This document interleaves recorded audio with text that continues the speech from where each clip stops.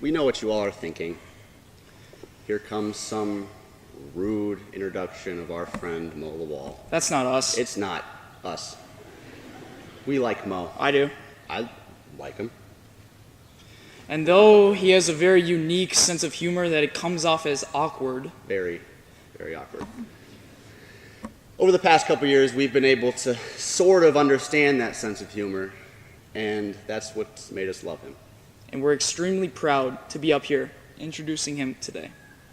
Without further ado, introducing our best friend, Mohammed Lawal.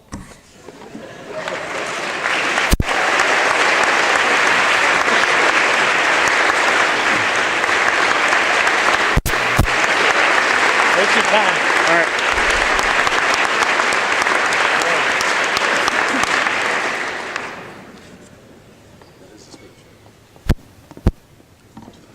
I'm a really weird kid.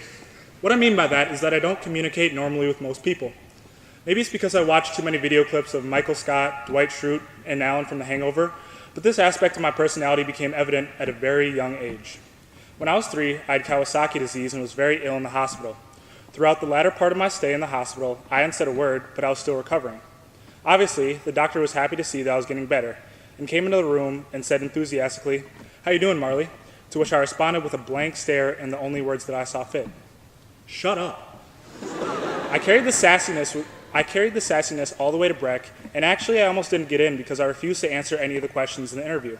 Well, when I applied for preschool, that's what I did and got denied. But when I applied for kindergarten, my mom told me that I had to cooperate and do the testing. So, for each question, I proceeded to either nod or shake my head, grunt, and point as an answer.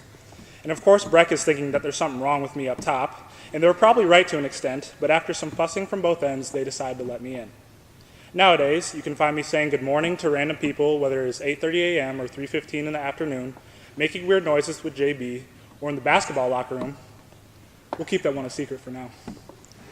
Oftentimes, when I say or do something goofy or stupid, I'm met with a disappointed look on Will Colton's face and a why to follow up.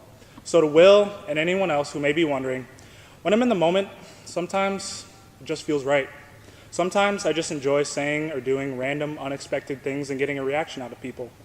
I'd say it's an impulsive thing. But give me credit because over the years I've learned to control my ridiculousness by repeating a certain Dwight Schrute quote in my head several times. It goes, "Before I do anything, I ask myself, would an idiot do that? And if the answer is yes, I do not do that thing." I attribute all of my weirdness to my dad. I'm convinced that's where I get it from. And for those of you who may not know my dad, here he is in an action shot.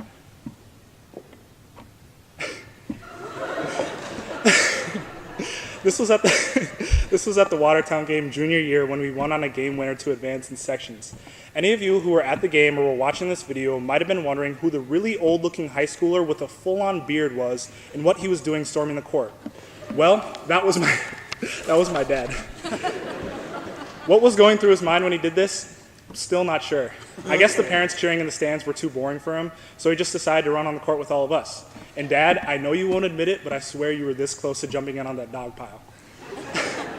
Well, there are many other stories and memories I can recount of times my dad made me shake my head or roll my eyes. I think the characteristics that set him apart from most people are assets to him in many ways.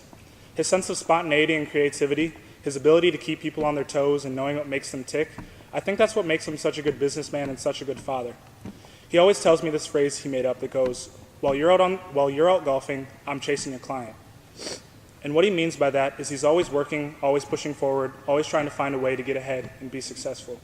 In his mind, there's no such thing as being normal, ordinary, complacent, or satisfied. He gives people a reason to remember him, and I think that's a very valuable quality to have. These very traits that he possesses similarly allowed his father before him to dream in numbers and foster his own mathematical theories. Like them, I hope to find my own path and purpose in life as I transition from the Breck community to a brand new experience and brand new opportunities.